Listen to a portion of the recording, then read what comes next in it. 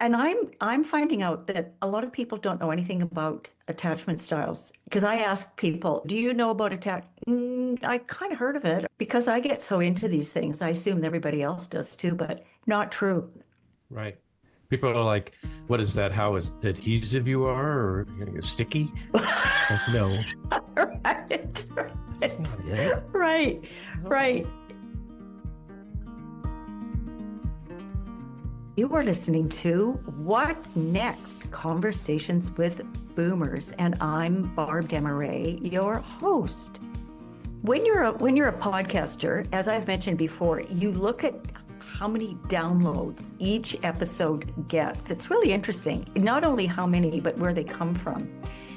And for well over a year, I would say close to 2 years now, the very first episode that Tim and I did on dating after 60 continues to be the most popular. So we are going to talk about attachment styles, which we have done before, but this is going to be a little review, and we're going to specifically focus on one particular attachment style. So a warm welcome back to our dear friend Tim, who has been unavailable for a long time. And Tim, we are so happy to have you back. I mean, actually, people have been asking, I miss Tim. I haven't heard Tim for a while. Well, here he is. Yeah, I have friends that say the same thing. It's great to be back. It really is. I'm available now. So you are available, and we are so happy you're available. So Tim, how about we start with giving an overview of what are the attachment styles? What do we mean by that? And then we're going to go into more detail. Okay. One of the first books that came out about it was a book called Attached. And that was the one that really, I think, caught the attention of a lot of people. And their theory or research pointed to the fact that in early childhood, we're talking even pre-verbal, humans attach to other humans emotionally. And that usually you attach to your mother first, if that's the caregiver. And you spend a lot of time looking at her face and trying to figure out what she's talking about, because you don't know the language yet, and what she's going to do, and whether she's going to feed you and all that.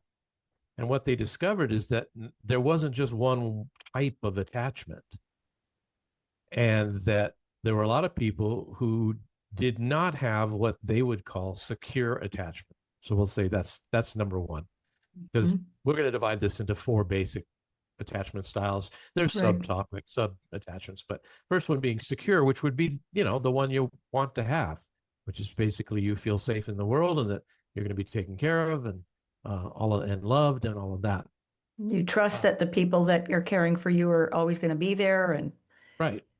Yeah. The next one that most people know about perhaps is anxious or fearful attachment. So that's when something happens along the way and then gets reinforced over time that maybe you're not that safe, or you might be left alone or abandoned or not taken care of. Or as somebody once said, basically you cried and no one came. So that would be the anxious and fearful. The next one that we're going to talk about and focus on today is often called avoidant or avoidant dismissive. And this develops when being present and being participating in the family is more painful and even maybe dangerous than pulling back and moving away, basically, in any way you possibly can, which when you're a little child, you don't have much chance of doing, but you may shut down internally as a child. And then later on, instead of getting involved in the family drama, they just go to their room and slam the door and hide out. Retreat. They retreat because it is not safe to be, engaged.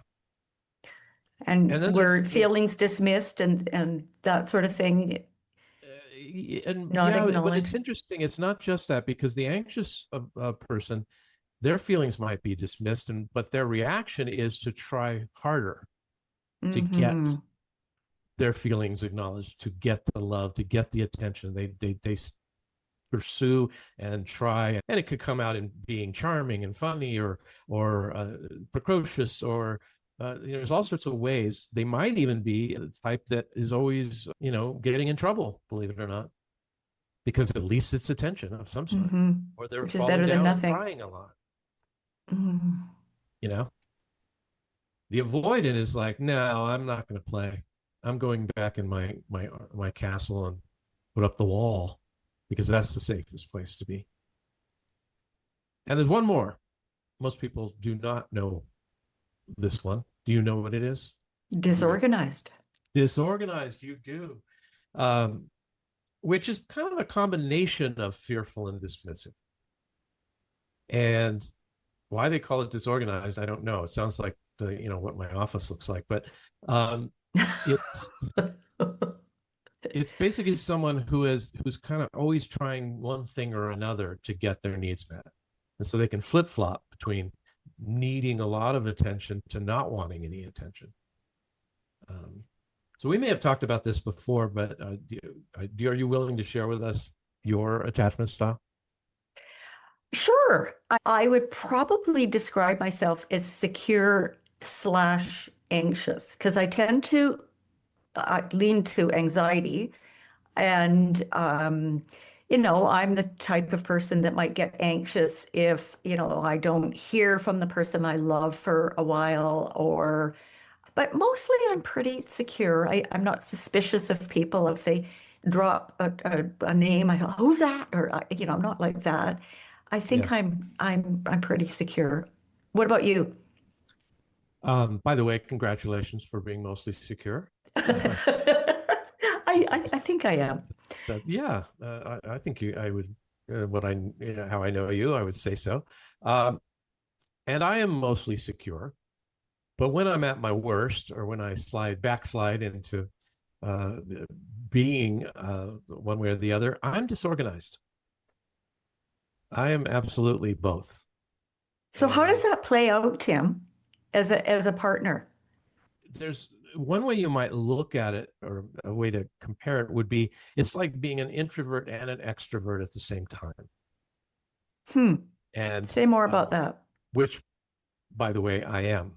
In other words, I'm what they call a ambivert, or I think there's another word for it, but basically it means that you can go back and forth between the needs of an introvert, which is to refuel and re-energize alone, and the needs of an extrovert, which is to be around other people as a way of refueling.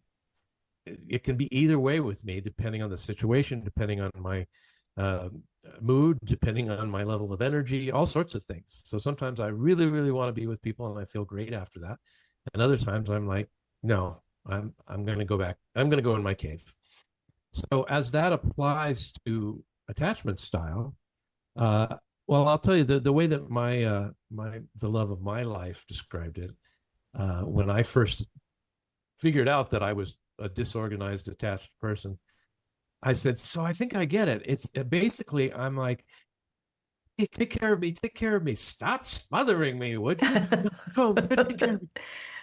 And I said, is that what it's like? And she looked at me and goes, yeah, think. So kind of ambiguous. Yeah, and unpredictable. I'm not predictable myself. I can go out to a party, be having a great time, and then at one moment I just go, yeah, I'm done now. Well, Tim, I'm a bit like that, although I wouldn't describe myself as disorganized. But I think a lot of people that know me would think I'm an extrovert, because I know I'm outgoing and I don't have difficulty, interacting with people and blah blah blah. But I get to a point where I need to recharge, and I really value my alone time. So I need, no, I don't know if that's disorganized, but I hear you when Yeah. you get to a point where, okay, I need to do a reset here, a recharge. Yeah, and that applies to introvert extrovert, which isn't a perfect metaphor or overlay. For attachment, it's really the way in which you attempt to feel safe and get your needs met, would be one way of putting it. And it's something you learn at an early age that it would work to a great extent. In other words, in my family, I was anxiously attached most of the time. I leaned that way. I spent a lot of time alone too, but I was the one who would engage more with my mom when I felt she was pulling away or being, dismissive or whatever. My brother, my older brother, he would go to his room and play his guitar. He would not engage at all. Hmm. He was just, nope, not going to do it. And we all knew that. And you couldn't even get him to sit for a picture, a family photo, hardly, Wow. kind of thing. And that was the way he learned to deal with his own internal makeup emotionally, was that it was safer to be by himself with his guitar. So how does that play out with him as an adult in relationships? Well, he's been married for more years than I can count. He's had a very, very stable marriage, married young, and has two lovely grown children. And he's probably the least neurotic person in our family.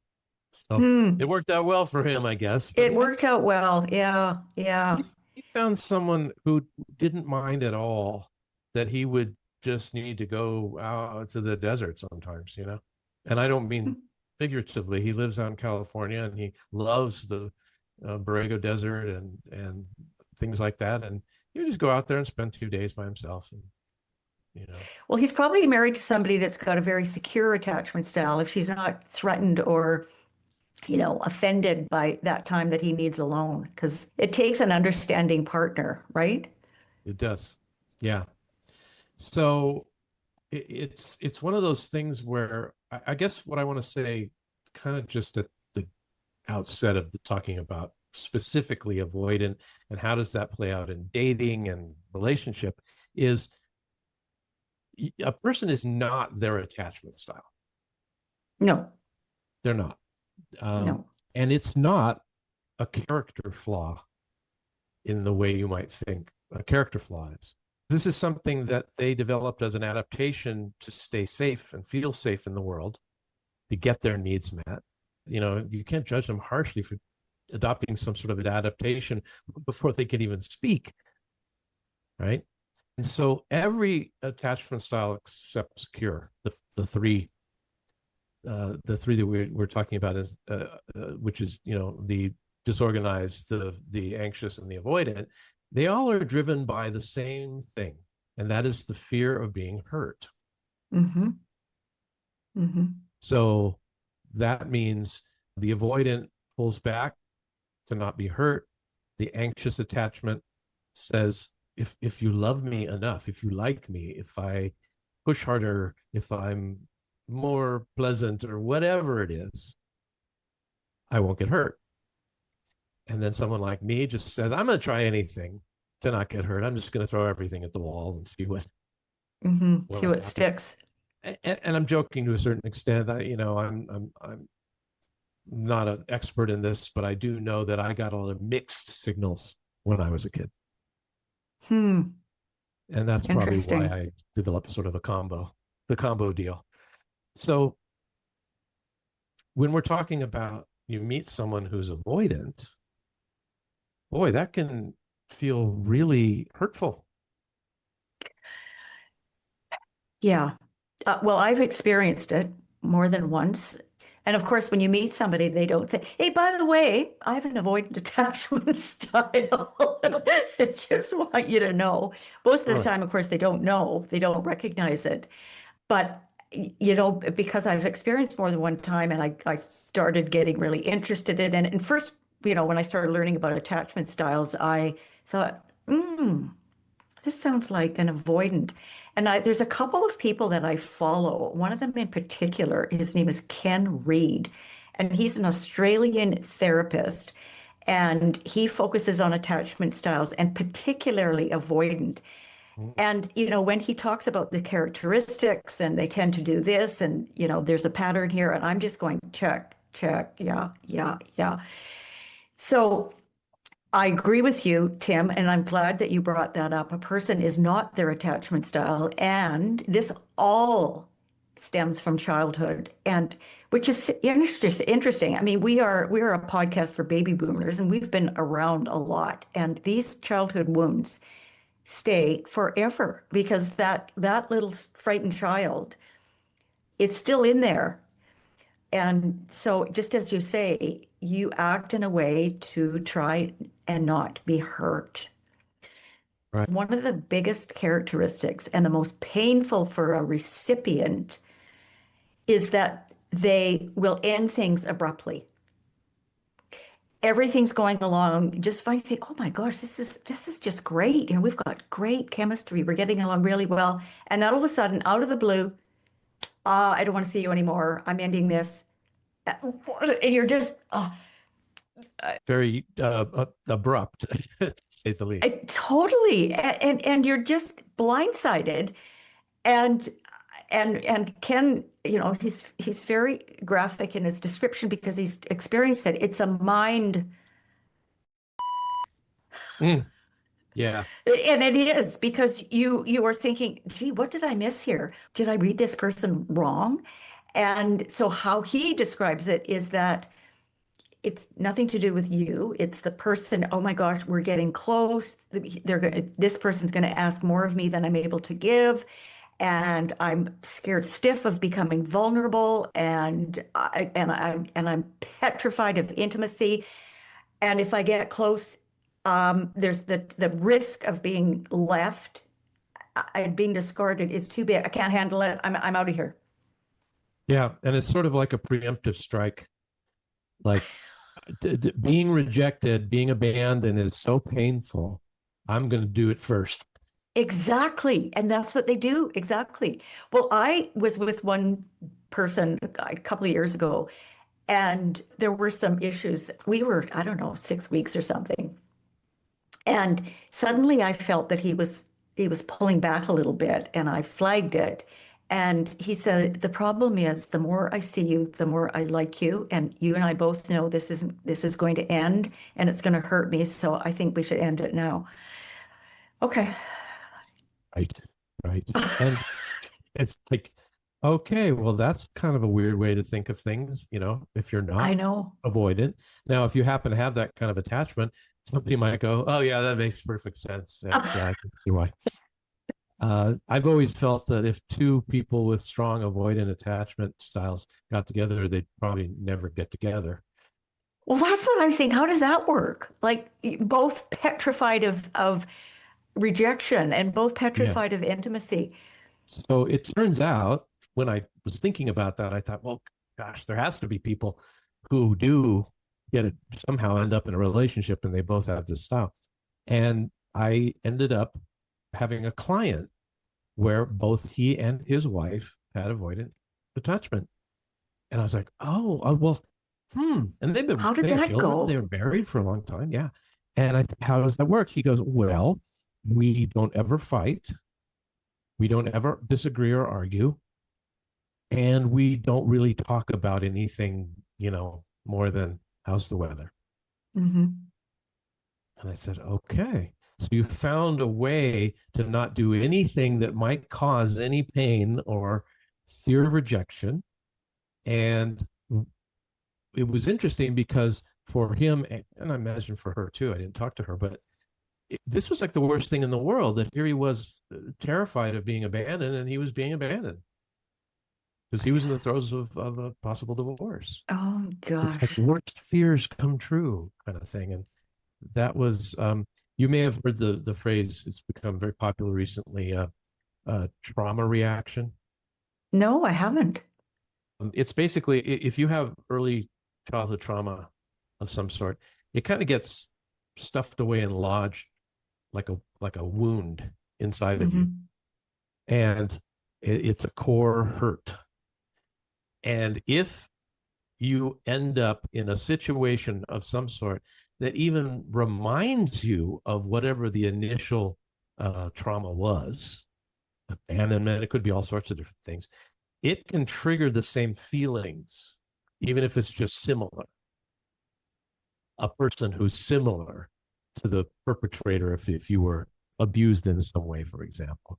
And in many ways, there's this is akin to a trauma response in that, and you were saying it happens abruptly. Well, when the fight or flight or freeze or fawn reactions happen, it's usually abrupt, or at least it feels abrupt. It comes on, and guess which one? The avoidant has taken Flight. Get out of here. Yeah. I'm out of here. Flight. Yeah. Gotta go. I'm not gonna. And that's why it's also been said that that the anxious attachment can also be arguers, because they learn that being connected in that way is better than not being connected at all. It'd be better to be in an argument and be connect and feel some sort of connection. So an avoidant person is like, no, that's not worth it. I'm going, see ya. And sometimes that can just happen. And what's sad about it is it's not that they don't have feelings for the person. They're just governed by this fear of intimacy and fear of vulnerability, which we've talked about, being vulnerable. I mean, that's for a lot of people, the scariest thing in the world, but it's such an important part of a relationship to allow yourself to be vulnerable. And that's what brings you closer to people. To avoid all pain is neurotic behavior. There is pain in life, and if you're going to be in a relationship, there's going to be some pain. And now, if it becomes misery and torture, that's a whole different story. But we step on each other's toes sometimes. We inadvertently hurt each other, and it's normal to want to be loved and get attention. It's normal to avoid something that's painful, to move away from it. Mm-hmm. It's when the need for that safety, the fear of abandonment, for example, with the avoidant, becomes so intense and so frequent that it does begin to define the person, even though you don't want to say that, you say this person is not their attachment style, but they can move to a place where finally that just becomes their life. Well, obviously, it impacts their relationships enormously. And the people that I've been with where I felt this is clearly avoidant, I mean, I felt, wounded spiritually, but I felt for them. I thought, this is really sad. There is a dance, so to speak, that can happen between the pursuer and the distancers. Another way to describe that relationship, where one person is always, pursuing the other person, and for other person's running away. But there's this kind of bond that happens where the pursuer likes to pursue. When I say likes, it's comfortable. That's what they're used to doing. And the avoidant person is used to distancing. If it wasn't so painful, it's kind of a game in that I'll run away and you'll chase after me, and then I'll run away and you'll chase after me, and maybe you'll catch me for a few minutes, and then I'll, run away again. Wash, rinse, repeat. Yeah. And that becomes a cycle that just keeps going over and over again. In a codependent relationship, that becomes the norm. Like, that's what we do. Yeah. It's not a particularly healthy at all or filling relationship, really, when it comes to it. Nobody's getting their real needs met, which is, most people, their real needs are, I want to be loved, I want to be safe, I want to be close and nurtured without being afraid, I don't want to be abandoned.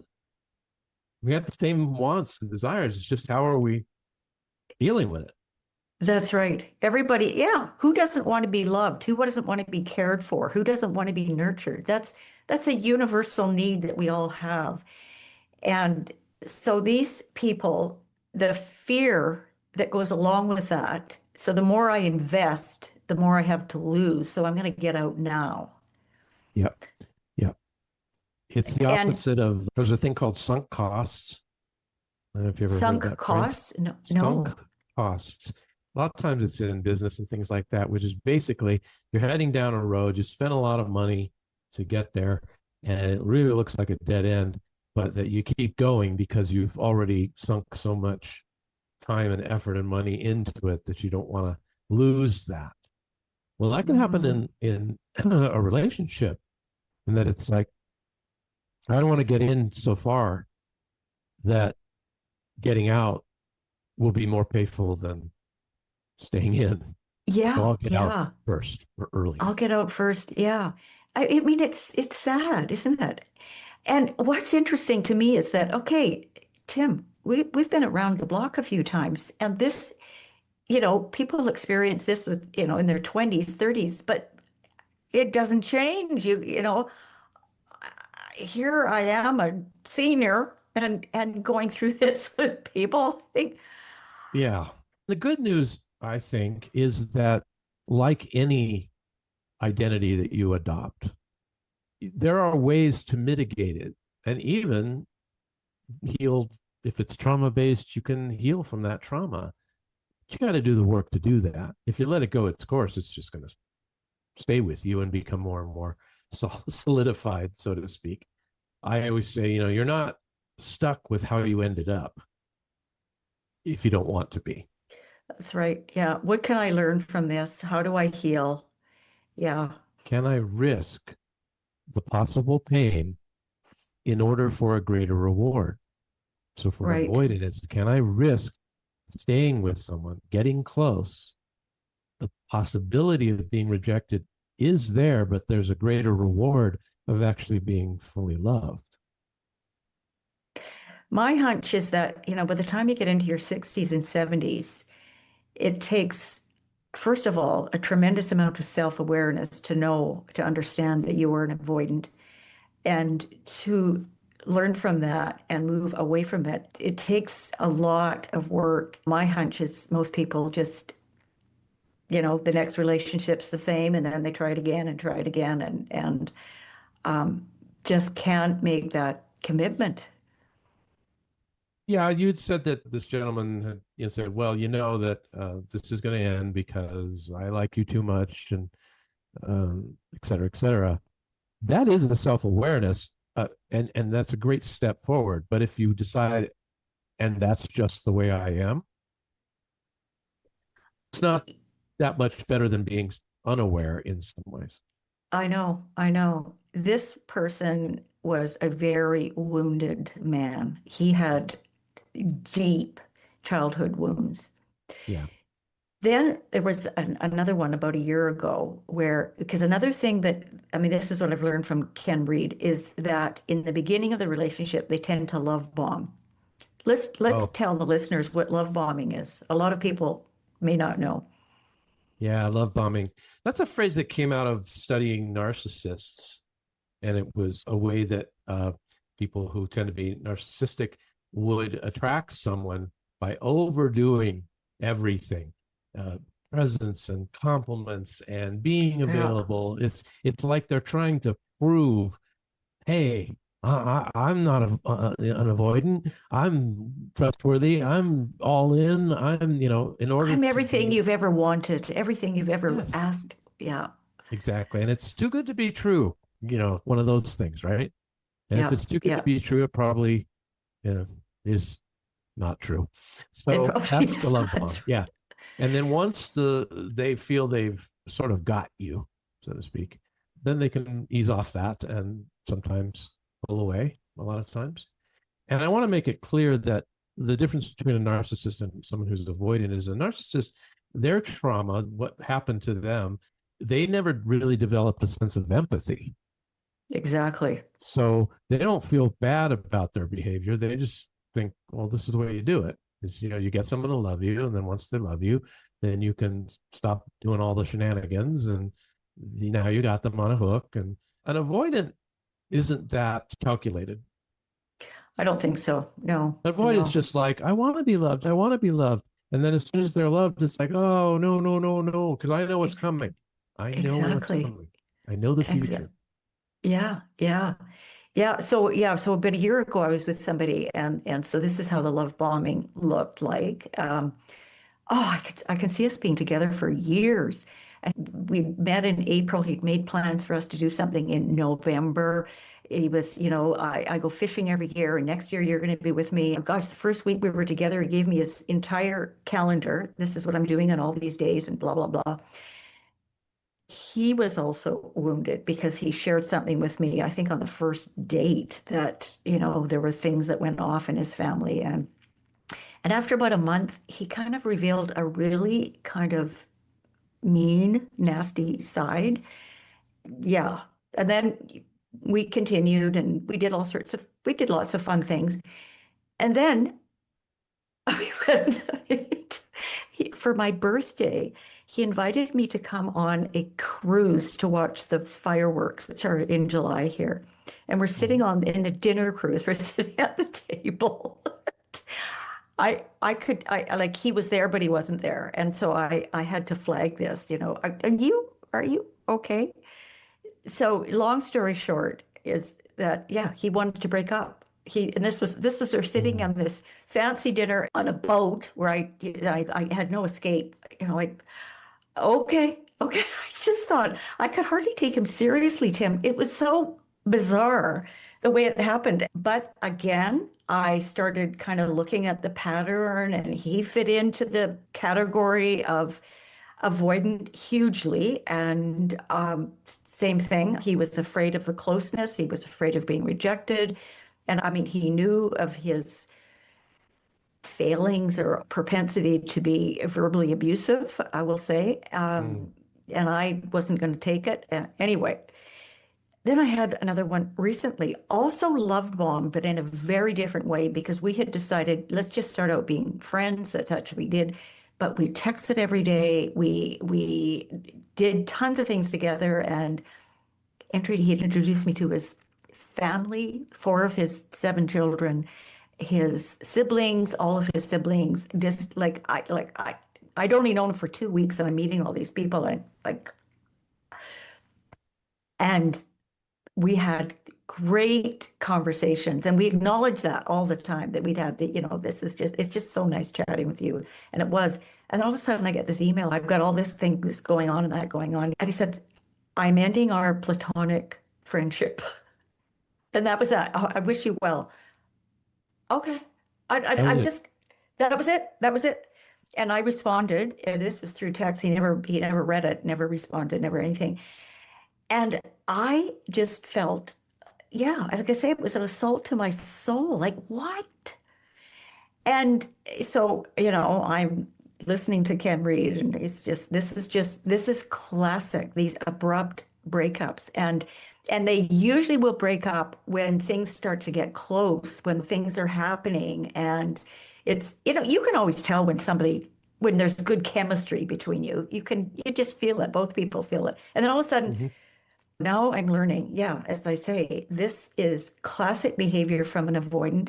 And I wouldn't want to label that person that way, or say this is who I mean, yes, they have an avoidant attachment style, but these were basically decent people. Yeah. And by the way, I don't know if it's a style or not. It's like, it's not a good style. That doesn't look good on you, kind of thing. And you brought up something interesting that reminded me of something, and that is the idea that when you have a deeply held core belief about yourself, whether it's conscious or not, in fact, most of the time it's not particularly conscious, in order to have homeostasis in your psyche, your subconscious mind needs to make that belief true for the world to make sense. Okay? They have to understand. They almost go looking for proof that this is true. You will make sure that you're right. You'll look for proof, or you'll create proof. And so if someone, let's say, has a core belief that they are fundamentally unlovable, which often goes along with avoidance and insecure, anxious attachment. I wasn't taken care of in the way that I should have, so it means I'm unlovable. That's what a child thinks. It's not, oh, my parents are wrong. It's, no, something wrong with me. So let's say you grow up with that and you're not aware of it. It's not like you walk around going, I'm unlovable. Look at me. What can happen is you desperately want love. So you pursue it or create it or look for it. And as soon as someone starts loving you, it is so antithetical to your core wounded belief that you do something that's unlovable. Mm-hmm. You sabotage it. You sabotage it. And it's so sad that it's like all the unlovable person wants is to be loved and feel lovable, but they, without doing the actual work that it takes to heal that belief, to bring it out into the open, out of the shadow, as Carl Jung would say, and into the light and say, hey, you know what? That was something you learned at a young age, and it's actually not true. If you can work with different modalities to learn that, then you have a chance.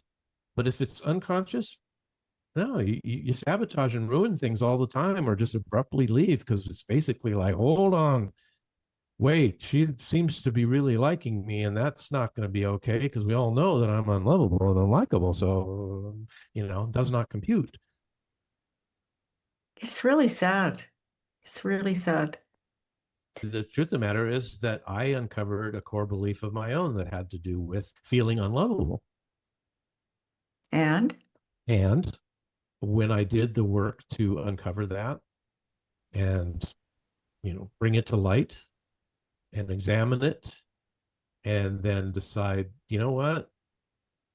The reason I have believed that is only because I said so at some point when I didn't have a mature mind and brain and all that to know better. I just made a decision. Oh, this means that. This happened. This person did that. They didn't do that, whatever. I know what that means because from ages 0 to 5, you're it's all about you. You are your entire world. It's very egocentric, and it's supposed to be that way. So everything you reflect back on yourself. And I did the work, and it, changed my life quite significantly to be able to embrace the idea. It's like, you know what? That wasn't true. I believed a lie.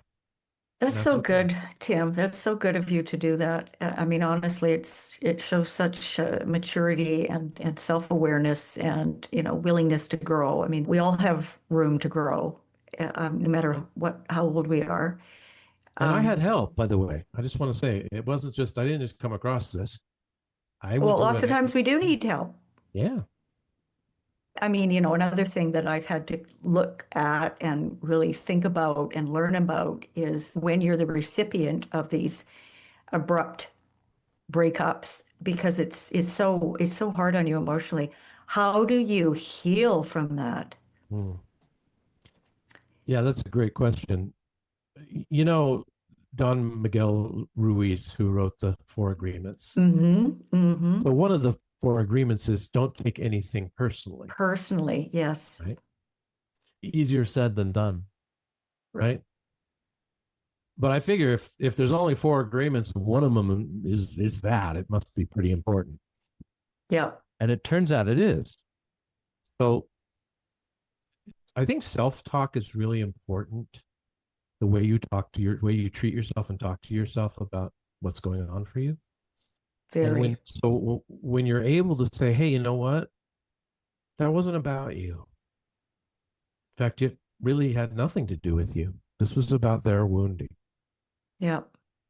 Another way to look at it, I may have said this before on our show here, when someone does something and it hurts you and it seems, mean or selfish or whatever, you can remind yourself, you know what? That person isn't doing this to me. They're doing it for themselves. They're trying to protect themselves. Yeah. Yeah. Which is absolutely true when it comes to attachment style. The avoidant is not rejecting you. They are protecting themselves by going in their cocoon. And they haven't learned how to do it any other way. Yeah. Yeah. It's got to be rough to be living that way and still living that way when you're older. And, one of the things that Ken Reed talks about is if you're the victim, if you want to use that word, is you cannot chase them. They've said this is over. You have to just leave them with these men that I've given you the examples of. I just let go completely, because what he says is if you chase them, they might boomerang back, but then the pattern will repeat itself and repeat itself over again. And, until they do the work themselves, which is a big ask for a lot of people. Yeah. And you can't say, I'll see you again if you go and get some therapy. You can't. Right. Because you can't save them.